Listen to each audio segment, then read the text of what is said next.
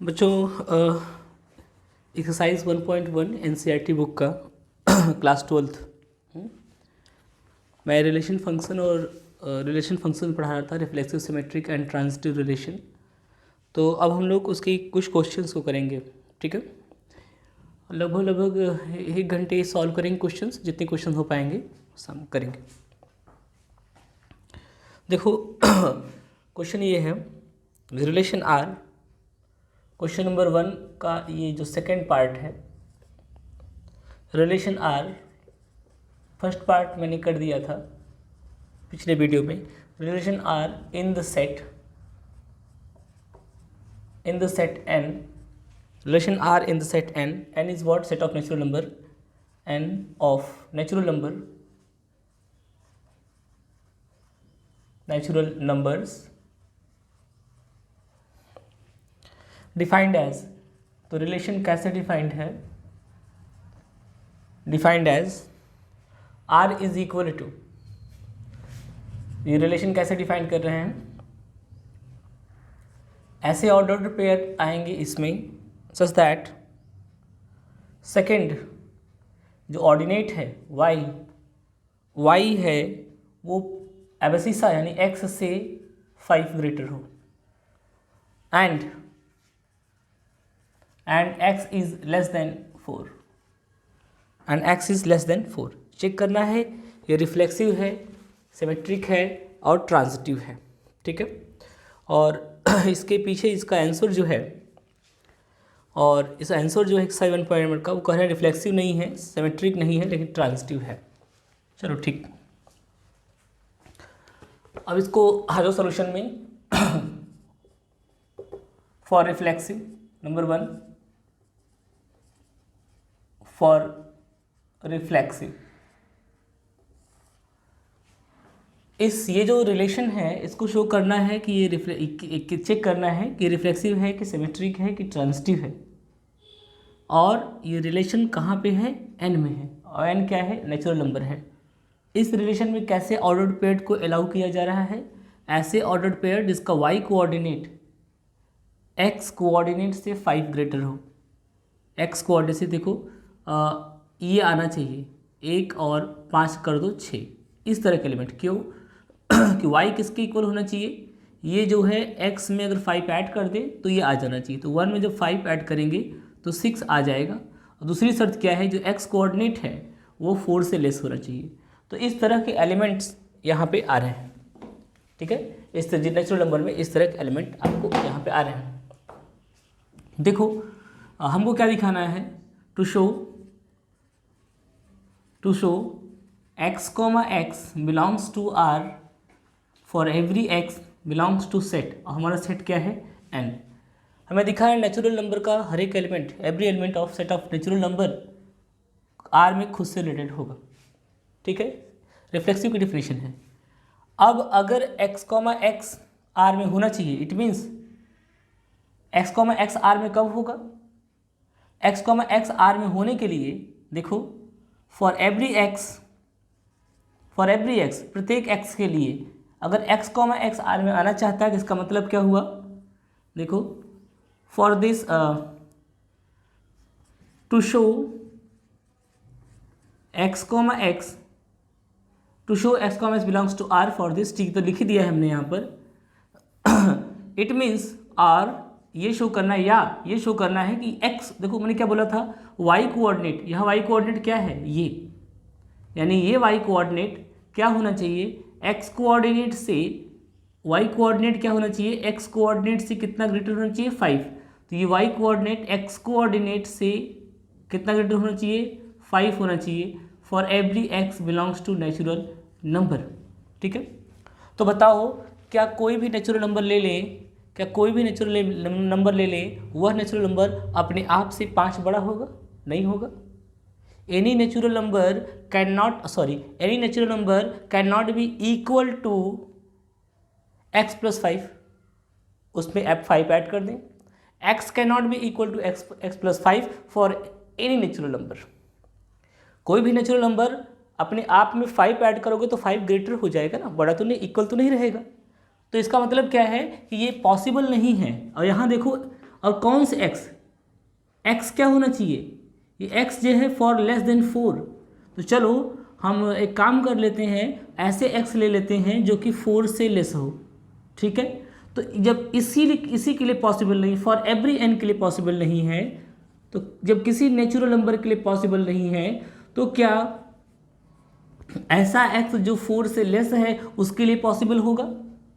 Not possible. तो यहाँ लिखोगे which is not possible, which is not possible, ये पॉसिबल नहीं है, which is not possible and this implies, और ये चीज़ को बताएगा अगर सभी नेचुरल नंबर के लिए ये पॉसिबल नहीं है कि कोई नेचुरल नंबर खुद से 5 ग्रेटर कैसे हो खुद से 5 ग्रेटर करके इक्वल कैसे हो सकता है, जब किसी नेचुरल नंबर के लिए पॉसिबल नहीं है, तो 4 लेस देन 4 भी कोई नेचुरल नंबर हो, लेस देन 4 भी कोई नेचुरल नंबर हो, उसके लिए भी ये रिजल्ट क्या है, which is this is not possible, this is not possible, this is not possible. यानी जब सभी नेचुरल नंबर के लिए ऐसा संभव नहीं है, तो 1 2 3 लेस देन 4 भी तो नेचुरल नंबर ही तो है, लेस देन 4 नेचुरल नंबर के लिए भी ऐसा संभव नहीं है। And so R is not reflexive, R is not reflexive, क्योंकि शर्त ये था x, x R में कब आता, x, y R में कब आता, जब y कोऑर्डिनेट x कोऑर्डिनेट से 5 ग्रेटर हो जाता। यहाँ पर y कोऑर्डिनेट क्या x कोऑर्डिनेट 5 ग्रेटर होगा? कभी नहीं होगा। कोई नेचुरल नंबर अपने आप से 5 ग्रेटर नहीं हो सकता, कोई भी नेचुरल नंबर अपने आप से 5 ग्रेटर नहीं हो सकता। जब कोई किसी नेचुरल नंबर के लिए पॉसिबल नहीं है, तो लेस देन 4 के लिए भी पॉसिबल नहीं है, और इसलिए x, x R में बिलोंग नहीं करेगा। यहाँ लिख सकते हो इट्स नॉट पॉसिबल, और so x, x can not belongs to R, ठीक है, x, x R में नहीं बिलोंग कर सकता। For every x belongs to natural number where x is less than 4, ये भी लिख दो, लेस देन 4 की बात कर रहे थे लेस देन 4 की बात कर रहे थे। रिफ्लेक्सिव नहीं है रिफ्लेक्सिव नहीं है, यहाँ लिख सकते थे ऐसे, इस तरह से, अगर कन्फ्यूज़न हो रहा है तो फॉर एक्स लेस देन 4, अगर एक्स कहाँ बिलोंग करता है, नेचुरल नंबर, ये नेचुरल नंबर है, तो ये रिफ्लेक्सिव नहीं है। अब बात करेंगे हम कि क्या ये रिलेशन सिमेट्रिक है, क्या ये रिलेशन सिमेट्रिक है। देखो सिमेट्रिक हो पाता है कि नहीं हो पाता है, ये रिलेशन सिमेट्रिक है कि नहीं है। दूसरा पॉइंट,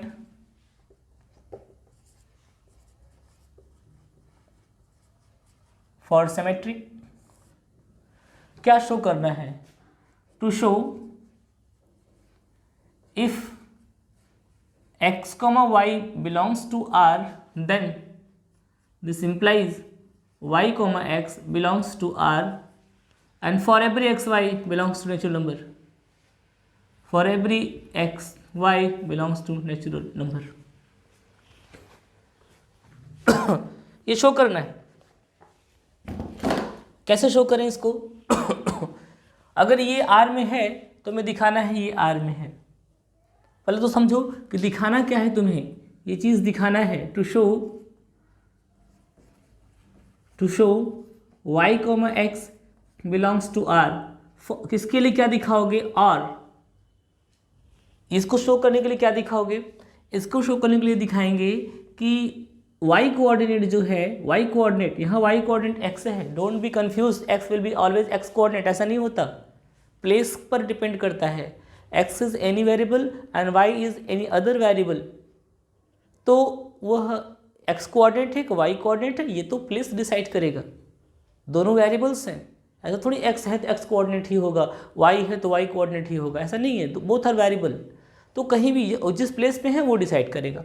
यहाँ x y कोऑर्डिनेट है, y कोऑर्डिनेट क्या कह रहा था, कोई भी एलिमेंट R में कब आएगा, जब y कोऑर्डिनेट x कोऑर्डिनेट से 5 ग्रेटर हो, जब y कोऑर्डिनेट x कोऑर्डिनेट से क्या ग्रेटर हो, 5 ग्रेटर हो, और एक और शर्त, and x coordinate less than 4 हो, x कोऑर्डिनेट क्या है तुम्हारा, y क्या हो, लेस देन 4 हो। अगर हम ऐसा दिखा दें तो हो जाएगा काम हमारा। अगर हम ये दिखा सके तो हम प्रूफ कर लेंगे। चलो हमारे पास इंफॉर्मेशन क्या है, यदि ये हो तो ये दिखाएंगे। तो पहले मान लो ये है, late x, y belongs to R for every x, y belongs to set of natural number। तो अब अगर ये है R में तो ये क्या इम्प्लाइज करेगा, ये इम्प्लाइज करेगा कि y कोऑर्डिनेट यहाँ ऐसे पढ़ा करो, ऐसा मत पढ़ा करो कि y is greater y is x plus x 5, ऐसे पढ़ो y coordinate is 5 greater than x coordinate. तो ये रूल यहाँ लगेगा, y coordinate is 5 greater than x coordinate and एक और ख़ास बात है कि x coordinate will be less than 4 for every x y belongs to natural number. ऐसा अगर x y लोगे, अगर ये R में है तो इस कंडीशन को सेटिस्फाई करता होगा। और हमें देखो क्या प्रूफ करना है कि x जो है वो y से 5 ग्रेटर हो। अब आओ यहाँ पर जरा x की वैल्यू बताओ यहाँ पर, and this implies what is x, x को भेजो y minus 5 is equal to x and x is less than 4। ठीक है, अब आगे आओ, x इज इक्वल टू क्या हो गया y माइनस 5 हो गया and x is less than 4। अब यहाँ देखो हमको दिखाना था x जो है y से 5 ग्रेटर हो। अगर इसको R में लाना था तो मैं दिखाना था x y से क्या हो, 5 ग्रेटर हो। और यहाँ पे क्या जा रहा है, x y से 5 लेस हो जा रहा है। हाँ ठीक है, वहाँ दिखाना था y 4 से लेस हो। क्या दिखाना था, y 4 से लेस हो। अगर देखो x ही अगर 4 से लेस है, अगर x 4 से लेस है, क्या रहा है, मान लो x वैल्यू 3 है, x वैल्यू क्या है, x वैल्यू 3 है, तो ये कितना होगा y, बताओ। x वैल्यू 3 किस नंबर से माइनस कर दें, 3 आ जाए, 8 से 8 minus 5 is equal to 3। x को लेस देन 3 लोगे तो मान लो x इज इक्वल टू 3, देखो यहाँ पे रफ में x मान लो 3 है, क्योंकि x की पॉसिबल वैल्यूज़ क्या हैं, देखो x की पॉसिबल वैल्यूज़ क्या हैं, 1 2 and 3। For x is equal to 1, बताओ y क्या आएगा, देखो x is equal to y minus 5 है ना, तो ये 1 हो जाएगा, तो y क्या आ जाएगा, y इज इक्वल टू 6 आ जाएगा। y को तो 4 से लेस आना था और ये y क्या आ रहा है, ग्रेटर देन 6 आ रहा है। 2 के लिए लिख देखो, 2 के लिए जब यहाँ चेक करोगे तो y क्या आ जाएगा, 7 आ जाएगा। For x is equal to 2 के लिए अगर चेक करोगे तो, अगर for x is equal to 3 के लिए चेक करोगे तो यहाँ पे 3 आएगा और ये क्या आ जाएगा, 6 7 8। तो y लेस देन 4 आना चाहिए, वो तो y ग्रेटर देन 4 आ रहा है। ठीक है, y ग्रेटर देन 4 आ रहा है। और दूसरी चीज़ x y से 5 ग्रेटर होना चाहिए, x y से 5 ग्रेटर नहीं है। इसका मतलब क्या है, this implies x is not equal to y plus 5 and y is not less than 4। ये दोनों बातें आ रही हैं, ये दो बातों को ढूंढ रहे थे कि अगर काश ये हो जाता तो हमारा काम हो जाता अकॉर्डिंग टू डेफिनेशन। लेकिन ये दोनों बातें नहीं हो रही हैं। पहली बात तो यहाँ से आ गई, और दूसरी बात जब हमने x को वैल्यूज़ दिया 1 2 3, x को जब वैल्यूज़ दिया 1 2 3, तो हमें पता चला y की वैल्यू जो 4 से लेस आनी चाहिए थी वो 4 से लेस नहीं आ रही है। तो इसका मतलब क्या हुआ, अगर ऐसा नहीं हो रहा है, इस कंडीशन को सेटिस्फाई नहीं कर रहा है, तो क्या हो जाएगा, this implies y, x can not belongs to R for any x y belongs to set of natural number, and so R is what, R is not transitive, sorry symmetric, R is not symmetric। इसका मतलब R symmetric नहीं है। ठीक है, R symmetric नहीं है। चलो अब हम क्या चेक करेंगे कि R ट्रांजिटिव है कि नहीं है, R ट्रांजिटिव है कि नहीं है। ठीक है, R ट्रांजिटिव चेक कर लेते हैं। डेफिनेशन पे रहो, डेफिनेशन क्या कह रहा है वो करो, कोई चीज़ ज़बरदस्ती मत प्रूफ कर दो, जो आ रहा है उसे देखो क्या आ रहा है। For transitive, to show definition क्या कहता है, ट्रांजिटिव के लिए शो करना है कि इफ़ x, y आर में हो और y से स्टार्ट होने वाला आर में हो, देखो, एंड y से स्टार्ट होने वाला और अनदर एलिमेंट, कोई दूसरा एलिमेंट आर में हो, तो क्या होना चाहिए, x and z, x, z R में होना चाहिए, और for every x, y, z belongs to set, और तुम्हारा सेट क्या है, set of natural number, set of natural number. तो चलो कंसीडर करते हैं, let x, y belongs to r and y, z belongs to r for every x, y, z belongs to r, x not r, set of natural number, given set. तो मान लिया कि ये R में है और मान लिया कि ये R में है और हमें दिखाना है, तो हम क्या दिखाएंगे, देखो क्या दिखाना है, ये शो करना है, ध्यान समझो, इस बात को शो करना है। तो नोट में देखो, इसको शो करने के लिए क्या कर दें, फॉर टू शो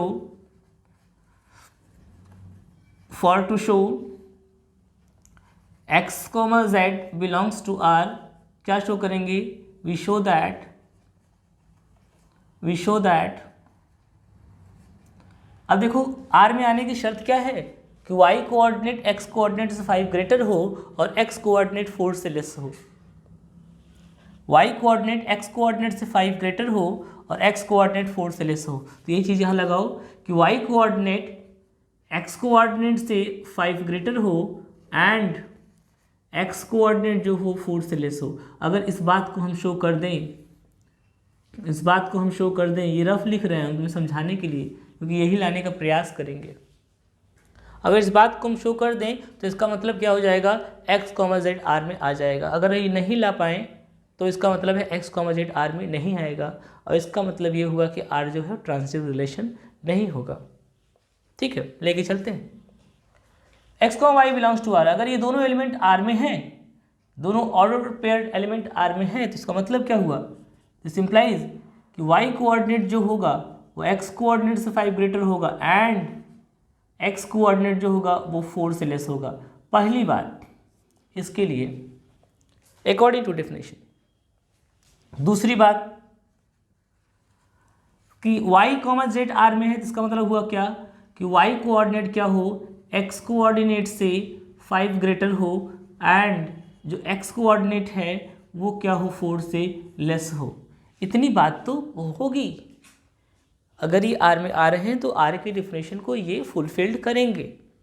ठीक है, अब इन्हीं से हमें ये देखना है कि देखो हमको तो x और z चाहिए, x और z चाहिए, देख रहे हो ना, हमें x और z में जाना है और यहाँ पे x भी है, z भी है और y भी है, तो y को हमें एलिमिनेट करना होगा, तभी तो x और z में रिलेशन आएगा। तो देखो y को एलिमिनेट कैसे करते हैं, कुछ ऐसा करें, एलिमिनेशन का क्या प्रोसेस हो सकता है, ऐड कर दो, सब्ट्रैक्ट कर दो, इधर से डिवाइड कर दो, किसी को मल्टीप्लाई कर दो, यही 4 प्रोसेस हैं तुम्हारे पास, 4 ऑपरेशंस, वी हैव 4 ऑपरेशंस ना।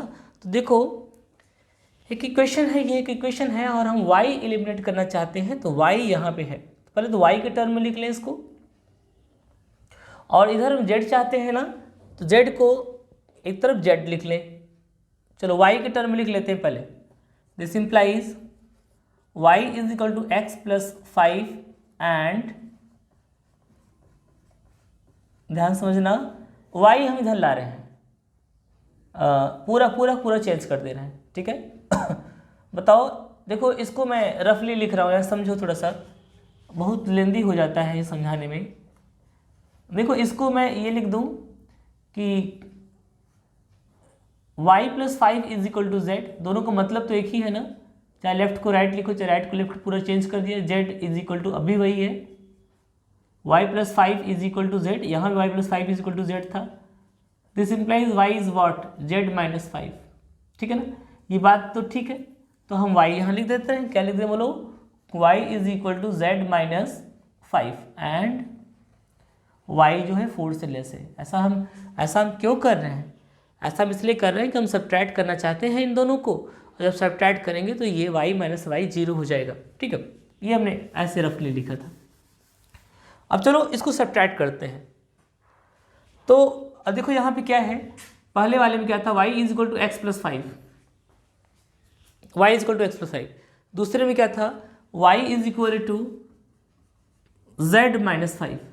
दोनों को सब्ट्रैक्ट करेंगे हम, तो दोनों का साइन क्या हो जाएगा, चेंज हो जाएगा, y से कैंसिल होकर 0 आ जाएगा, y माइनस 5 0, और ये x माइनस जेड, और ये 5 प्लस 5 क्या हो जाएगा, 10 हो जाएगा। तो देखो ये बातें यहाँ पे आ गई, ठीक है। तो साथ में लिखते हैं, दिस इम्प्लाइज तो इन दोनों को क्या करेंगे, एडिंग सब्ट्रैक्टिंग 1 फ्रॉम 2, ठीक है।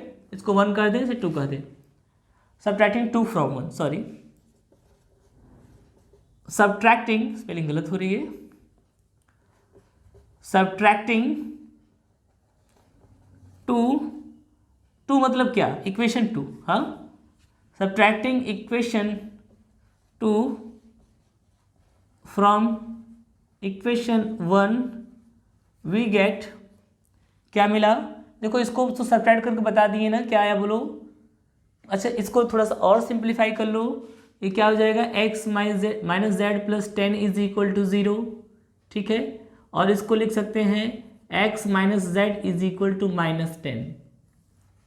Is this clear? या अब इसको देखो क्या लिख सकते हैं, x minus z equal to minus 10, इसको इतना लिख लिए, ठीक। देखो इसको यहाँ पे हमने लिख दिया है, बार बार वहाँ नहीं लिख रहे हैं, ठीक है। सब्ट्रैक्ट करने के बाद क्या मिला बोलो, x minus z, we get x minus z is equal to minus 10 and x is less than 4। अब देखो यहाँ पे बच्चों y को बताने की जरूरत नहीं है, क्यों, क्योंकि देखो यहाँ y जो है, y तो यहाँ टर्म ही नहीं है, यहाँ 2 टर्म आए हैं। हम चाहते थे कि x और z ही आए, y एलिमिनेट हो जाए, और ये जो हम चाह रहे थे इसे करने के लिए हम लोगों ने इक्वेशन 2 को 1 से सब्ट्रैक्ट किया। और जब y है ही नहीं तो अब y पर शर्त लगाने की क्या ज़रूरत है, अगर y होता तो उस पर शर्त लगाते, ठीक है ना। तो y नहीं है तो y पर शर्त नहीं लगाएंगे, केवल x है तो x का शर्त हम यहाँ पे लिख दे रहे हैं, x इज़ लेस देन 4। अब देखो ये बात तो सही है, यहाँ तक तो हम पा गए हैं x लेस देन 4, लेकिन अभी भी हमको रिलेशन चाहिए z is equal to x plus 5। अभी भी हमको रिलेशन चाहिए कि z is equal to x plus 5। तो कहीं कुछ गलत न किया हो बशर्ते ही, ठीक है। अभी कंटिन्यू करते हैं, आगे देखते हैं क्या रहा है।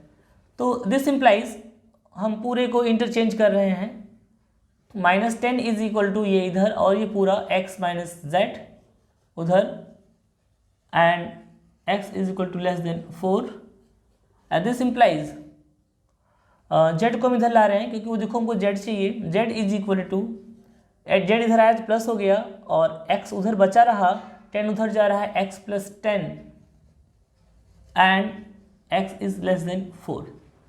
वेरी केयरफुली यहाँ पे सावधान हो जाओ, यहाँ पे गलती ये मत करना, z जो है x से 10 बड़ा है, मेरी बात ध्यान समझना कि z जो है x से कितना बड़ा है, 10 बड़ा है। मेरे पास तुमसे 10 रुपया ज़्यादा है, let us suppose I am z and you are x, let us suppose I am z and you are x। तो z मैं कह रहा हूँ कि तुम x, यानी तुम्हारे पास जितना पैसा है उससे मैं 10 बड़ा हूँ, 10 ज़्यादा है मेरे पास। मेरे पास z रुपये है, तुम्हारे पास x रुपये है, तो मैं कह रहा हूँ मेरा जो रुपया है वो तुमसे कितना ज़्यादा है, 10 ज़्यादा है। तो क्या इस आधार पर मैं ये कह सकता हूँ कि मेरे पास जितना रुपया है वो तुमसे 5 ज़्यादा है? यस, 10 ज़्यादा है तो 5 भी ज़्यादा है। 5 नहीं ज़्यादा है क्या? तुमसे 5 रुपये अधिक नहीं क्या मेरे पास? उससे भी अधिक है, 4 रुपया भी अधिक है। तो अगर x 10 से बड़ा है, x किस, अब ये एक क्वेश्चन है, लिसन, कि x is less than 4, x क्या है, x क्या है, 4 से लेस है, x 4 से लेस है, यानी x की वैल्यू 1 है, 2 है, 3 है। अगर x 1 हो गया, देखो अगर x 1 हो, यहाँ तो इक्वलिटी की बात आ रही है, it may be change, equality की बात आ रही है। x इक्वल टू 1, 1 पे z क्या हो जाएगा, 6 हो जाएगा। यहाँ पे इक्वल का निशान था, तो z is equal to x, x equal to 1 पे ये 6 हो जाएगा, x इज इक्वल टू 2 पे ये 5 to 7 हो जाएगा, x इक्वल टू 3 पे ये 5 3 8 हो जाएगा। ठीक है, z इक्वल टू इक्वलिटी है, लेस देन होता तो मैं उस कॉन्सेप्ट को जो मैंने बोला था उसको लागू करता। तो यहाँ क्या कर रहा है, x जो है वह z जो है वो x से 10 अधिक है, और हमें क्या लाना था कि z जो है x से 5 अधिक है। ठीक है, z जो है वो x से 5 अधिक है, तो क्या हमारा z जो है वो x से 5 अधिक है? इक्वल z की वैल्यू कितनी होनी चाहिए, x से 10 अधिक करने के बाद जो आए वो होना चाहिए। अब चलो देखो x इक्वल टू 1 दोनों जगह रख के देखो, x इक्वल टू जब 1 रखोगे तो यहाँ क्या रिलेशन आएगा, देखो लेस देन 4 1 रखो 6 आ गया, यहाँ 1 रखो, यहाँ 1 रखो तो 11 आ गया। ये कह रहा है z की वैल्यू 6 आनी चाहिए, ये कह रहा है z की वैल्यू 11 आनी चाहिए, दोनों तो अलग बातें कह रही है ना, तो इसका मतलब ये ट्रू नहीं है, ये नहीं आ पाएगा। और इसको कैसे चेक किया था मैंने ये इक्वलिटी था, बुक में इक्वलिटी ही था, इक्वलिटी ही है। ठीक है, तो ये इक्वलिटी है और z की वैल्यू हमने ऐड कर दिया था। और एक और कॉन्सेप्ट देखो, अगर ये y is equal to x plus 5 है और यहाँ पे y की वैल्यू निकालें तो y की वैल्यू यहाँ पे क्या आ जाएगी, z माइनस 5। अगर इसकी जगह हम z माइनस 5 लिखें तो भी z की वैल्यू आ जाएगी x प्लस 10 वही आएगा। Okay, no problem at all. इसका मतलब क्या है, दिस इम्प्लाइज, देखो and this implies, this does not implies, ये नहीं बताता, चलो यही कर लो, this implies z is not equal to x plus 5 and x is less than 4 for x is less than 4। ठीक है, for x is less than 4, for x is less than 4। तो ये कह रहा है कि x इज लेस देन 4 के लिए z x प्लस 5 इक्वल नहीं है। So and this implies what x comma z does not belongs to R, and so and this implies R is not transitive, R is not transitive, R transitive नहीं है। Book में क्या दिया था, R transitive दिया था क्या, तुम्हारे सामने सोल्यूशन है और R transitive नहीं है। अब इसमें बुक में दिया है कि either neither reflexive not symmetric but transitive, इसलिए कह रहे हैं कि ट्रांजिटिव है। ठीक है, तो आई डोंट नो कि कैसे ट्रांजिटिव है, x y coordinate greater than 5 and z coordinate greater than 5 less than 4 और दोनों को ऐड किया है वहाँ पे, और z इज़ y इज़ क्या है, ओह क्या हो गया ये, y is equal to z minus 5। ठीक है, y is equal to z minus 5, y is equal to z minus 5, x is y is equal to this, subtracting this वो cancel हुआ, x minus z is equal to 10, यहाँ से भी आ रहा था वो चीज़, तो इसका मीन्स हुआ z is equal to x plus 10, z is equal to x plus 10, कहाँ है x प्लस 10। ठीक है, तो ये ऐसी बात होगी, ट्रांजिटिव नहीं हो पा रहा है, तो according to my calculation R is not transitive. Okay, अब आ जाते हैं तीसरे क्वेश्चन पर,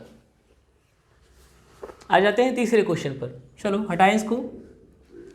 तो ये रिलेशन जो था ना तो सिमेट्रिक है, ना तो रिफ्लेक्सिव है, ना सिमेट्रिक है और ना ही ट्रांजिटिव है। ओके, एक आइंस्टीन ने कहा हुआ है, if any theory does not fit on your concept change the theory. तो मेरी कैलकुलेशन में ये ट्रांजिटिव नहीं हो रहा है, तो मैं भी ट्रांजिटिव नहीं मान रहा, जब तक कि कहीं मिस्टेक नहीं मिल जाती मुझे। चलो तीसरे क्वेश्चन पर जाते हैं। तीसरा, रिलेशन R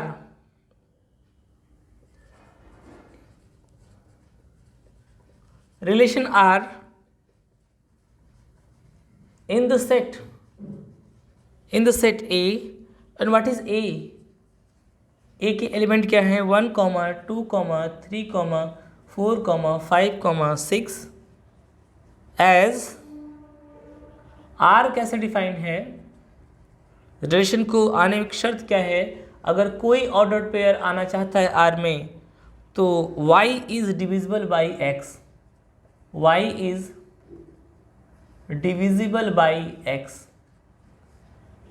y कोऑर्डिनेट को x से डिवाइड होना पड़ेगा, y कोऑर्डिनेट को x से डिवाइड होना पड़ेगा। r की शर्त को समझ लो, अगर कोई एलिमेंट r में आना चाहता है तो y कोऑर्डिनेट को किससे डिवाइड होना पड़ेगा, x कोऑर्डिनेट से, ठीक है। अगर y का जो भी एलिमेंट यहाँ आए वो x से डिवाइड हो जाए तो वो r में आ सकता है। चलो रिफ्लेक्सिव दिखाते हैं, देखते रिफ्लेक्सिव है कि नहीं। सॉल्यूशन नंबर 1 फॉर रिफ्लेक्सिव क्या शो करेंगे, to show x, x belongs to R for every x belongs to set A का हर एक एलिमेंट, सेट A का हर एक एलिमेंट होना चाहिए R में, 1 के लिए 1 R में होना चाहिए। देखो 1 R में होगा, क्यों, y कोऑर्डिनेट भी 1 होगा तो 1 x कोऑर्डिनेट भी 1 है तो y कोऑर्डिनेट x कोऑर्डिनेट से डिवाइड हो जाएगा, 1 से डिवाइड हो जाएगा।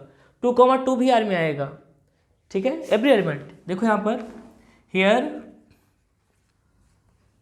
x, x belongs to R for every x belongs to A because for every x belongs to A कोई भी एलिमेंट ले लो, y coordinate is divisible by x coordinate, y coordinate divisible by x coordinate because x is divisible by x, so R is reflexive,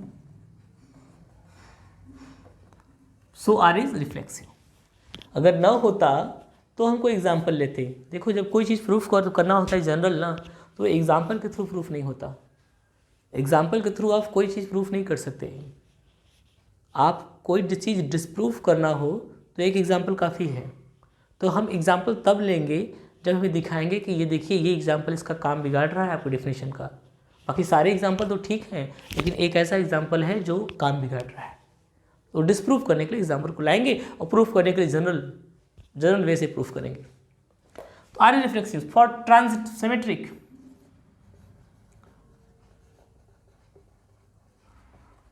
for symmetric क्या दिखाना है, देखो to show, क्या दिखाना है, to show if x, y R में हो तो क्या होना चाहिए, अगर x, y R में हो तो क्या होना चाहिए, y, x भी कहाँ होना चाहिए, R में होना चाहिए। और कौन से x, y के लिए, सेट के x, y के लिए, सेट तुम्हारा क्या है, A है, सेट तुम्हारा क्या है, A है। चलो हमारे पास क्या दिया है, गिवन, सिंस वी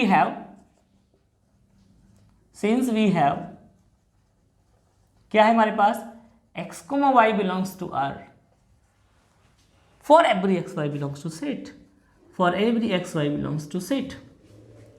अगर x, y R में है तो दिखाना है y, x R में होगा, x, y R में है तो R की शर्त को फुलफिल करता होगा। R की शर्त क्या है कि y कोऑर्डिनेट x कोऑर्डिनेट से डिविजिबल हो जाना चाहिए, डिवाइड होना चाहिए। इस अगर ये R में है तो इसका मतलब R की शर्त को मानता होगा, और इसका मतलब हुआ कि y कोऑर्डिनेट यहाँ y है, y coordinate is divisible by x coordinate, और x कोऑर्डिनेट यहाँ पे x है, y कोऑर्डिनेट x से डिविजिबल है तो क्या x कोऑर्डिनेट, और तुम्हें दिखाना क्या है, हमें दिखाना है ये बात। और इस बात के लिए देखो क्या दिखाना पड़ेगा कि y कोऑर्डिनेट टू शो, इसके लिए क्या शो करना पड़ेगा, for to show y, x R में है, इसके दिखाने के लिए क्या शो करेंगे, वी शो दैट, हम दिखाएंगे, वी शो दैट अगर ये R में है तो क्या दिखाएंगे, y कोऑर्डिनेट, देखो y कोऑर्डिनेट कौन है, x है, is divisible bye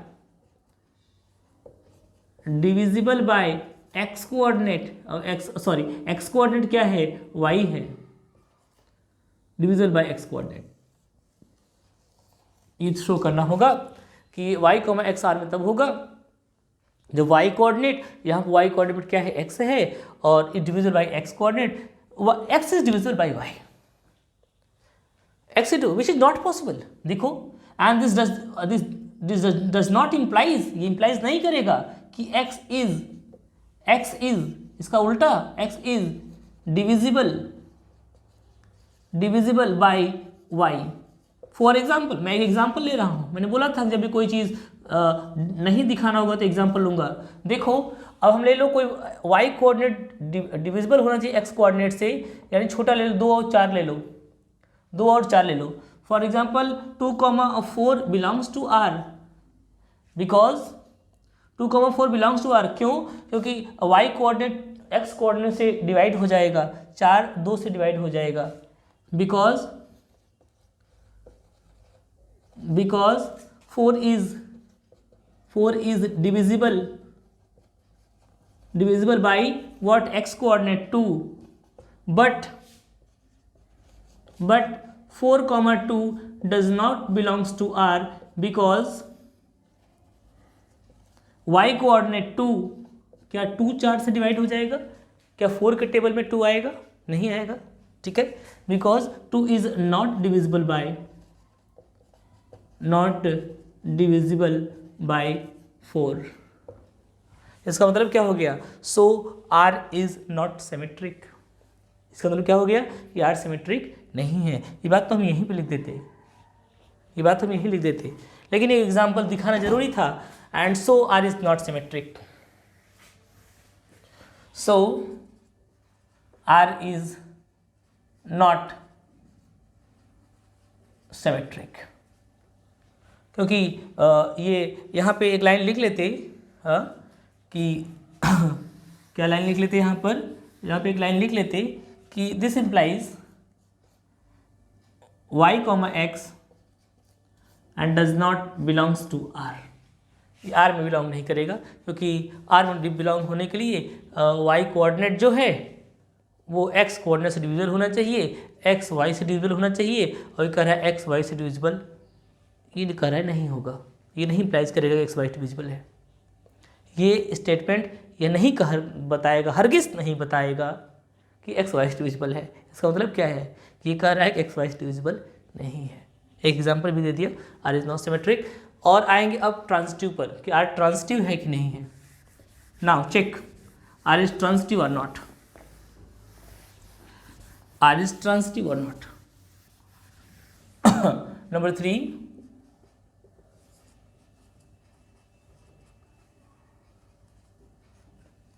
for transitive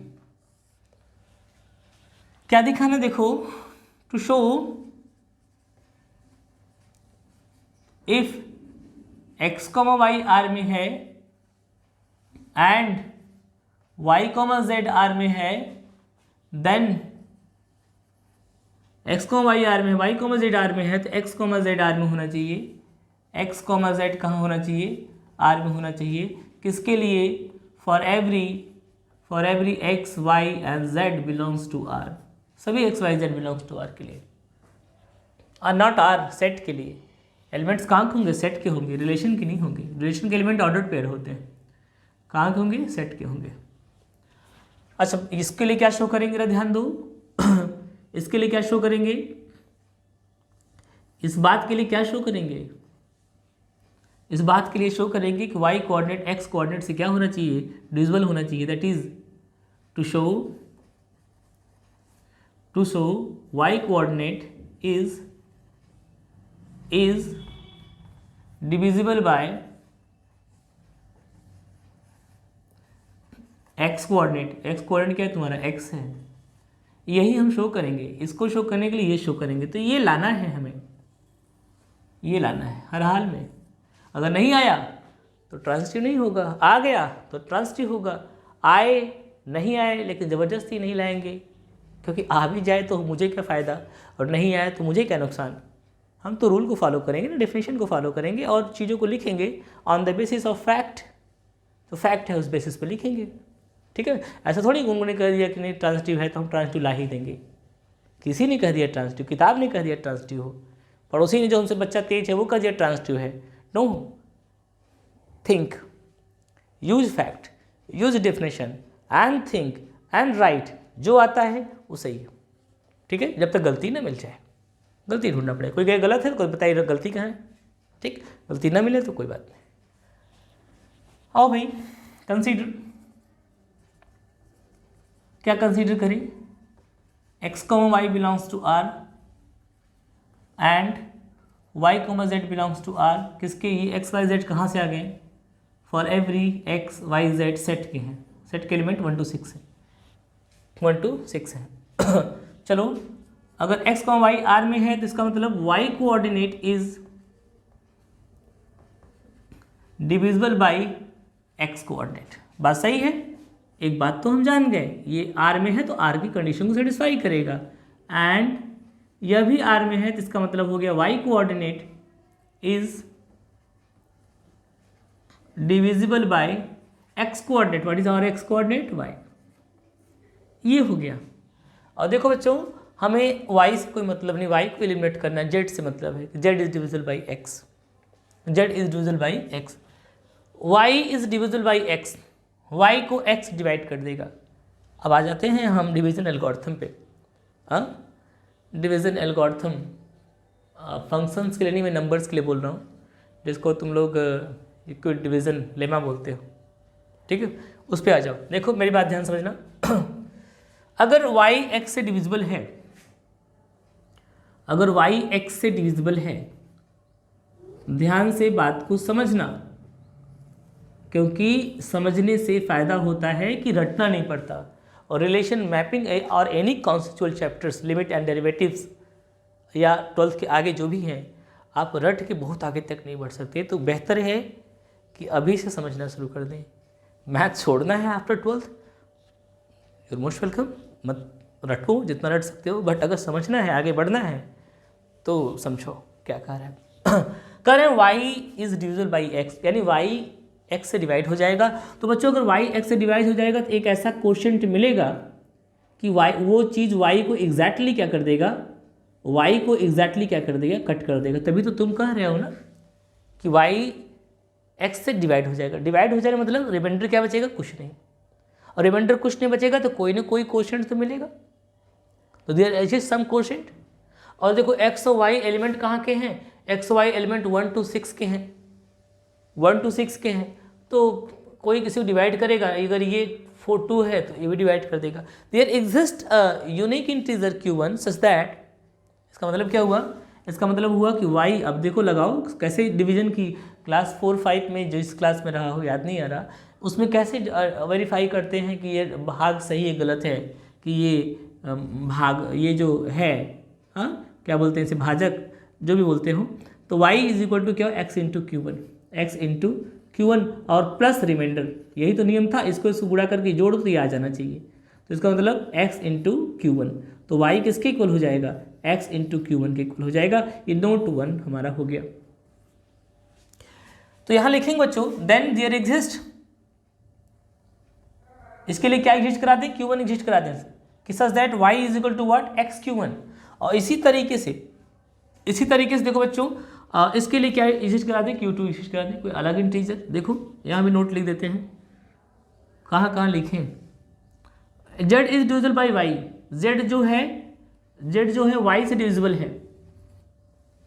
ठीक है, z जो है note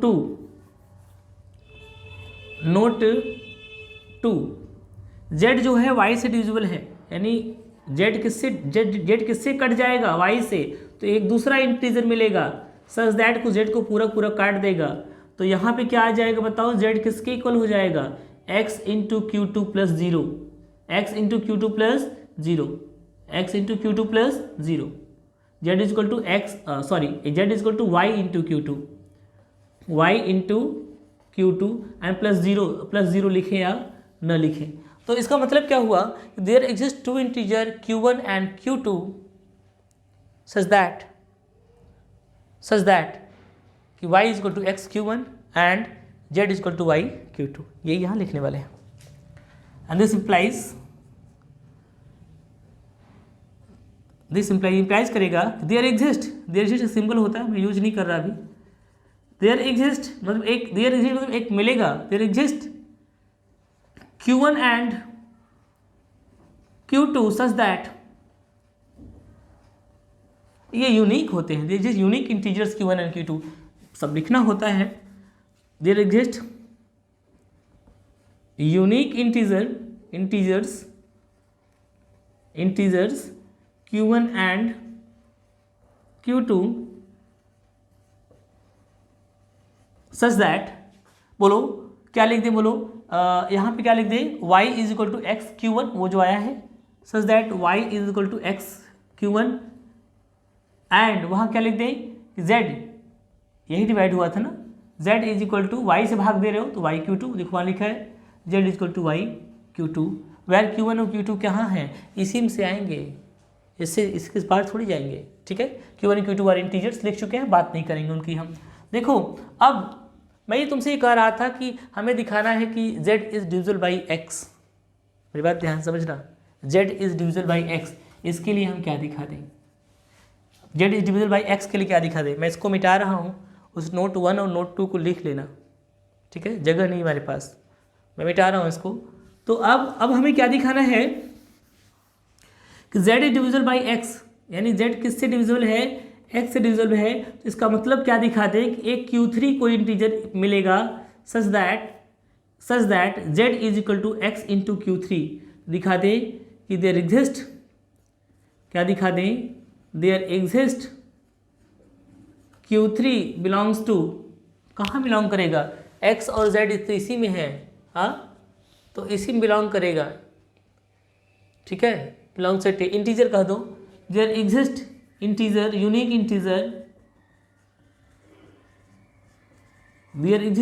integer q3 such that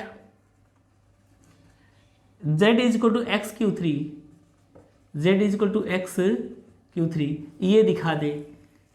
तो बच्चों इसमें क्या नहीं है, y नहीं है, तो हम ये दिखाना चाहेंगे, ये क्यों मैं कह रहा हूँ x q3 z equal to x q3 plus 0, यहाँ क्या आ जाएगा, डिवीजन को वेरीफाई करते हैं ना, तो this into this plus this is equal to this, तो x into q3 plus 0, x into q3 क्या आ जाएगा, x q3, 0 कोई फर्क नहीं पड़ता। तो ये नोट 3 है और किसके लिए है, इसके लिए है।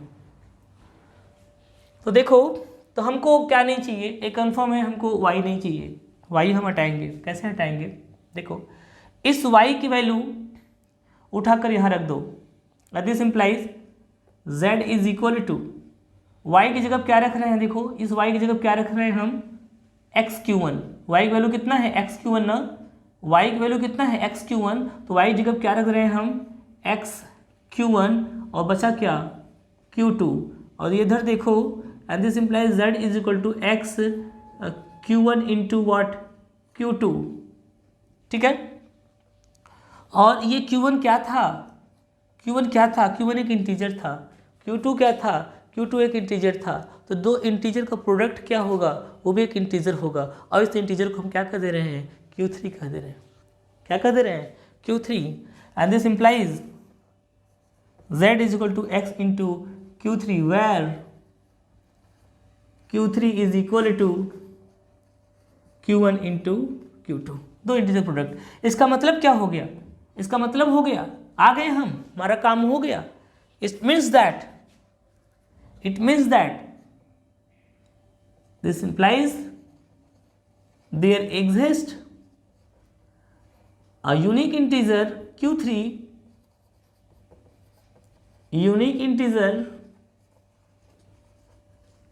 such that z is equal to क्या, x इंटू q3। इसका मतलब क्या हुआ, इसका मतलब ये हुआ कि z is divisible by x, this implies z is